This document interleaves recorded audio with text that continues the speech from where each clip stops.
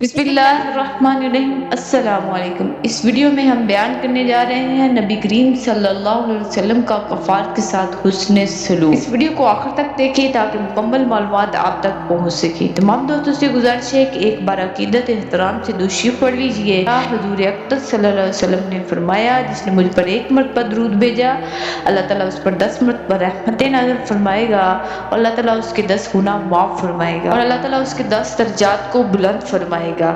تمام دوست احباب کو محبت و برا سلام۔ آپ دیکھ رہے ہیں اسٹوڈیو اسلام 4۔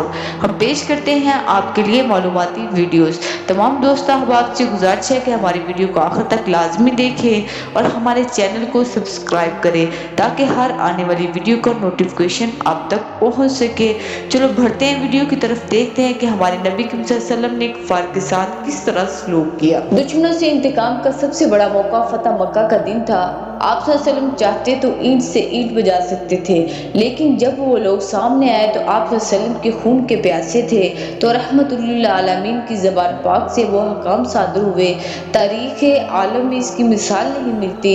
ارشاد ہوا، جو شخص ہتھیار پھینکتے اسے قتل نہ کیا جائے، جو شخص بیت اللہ کے اندر داخل ہو جائے اسے قتل نہ کیا جائے، جو شخص اپنے گھر کے اندر بیٹھا رہے اسے قتل نہ کیا جائے، جو شخص ابو سفیان رضی اللہ عنہ کے گھر داخل ہو جائے اسے قتل نہ کیا جائے، جو شخص بھاگ جائے اس کا تعاقب نہ کیا جائے، زخمی کو قتل نہ کیا جائے، قیدی کو قتل نہ کیا جائے۔ اس کے علاوہ اور آپ نے بوڑھوں، بچوں، عورتوں کے ساتھ بھی حسن سلوک کا حکم فرمایا۔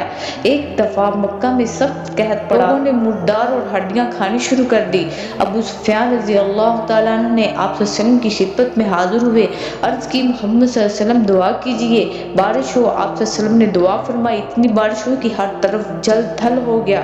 ایک دفعہ آپ صلی اللہ علیہ وسلم نے ایک یہودی سے قرضہ لیا، اس نے مقرر وقت سے پہلے ہی مطالبہ شروع کر دیا۔ آپ صلی اللہ علیہ وسلم کی چادر مبارک پکڑ کر برا بھلا کہنے لگا۔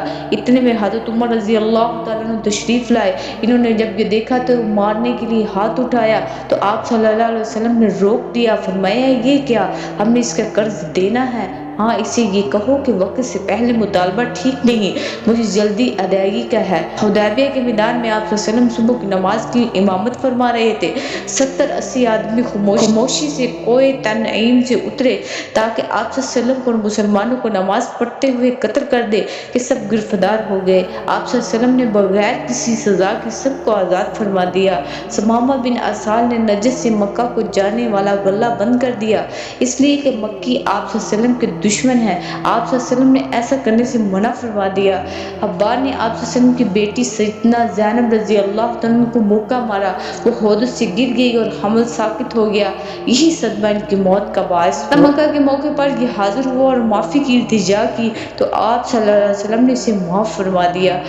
آپ کے چچا کا قاتل وحشی فتح مکہ کے دن حاضر ہوا، اپنے گناہ کے اعتراف کیا اور معافی کی التجا کی۔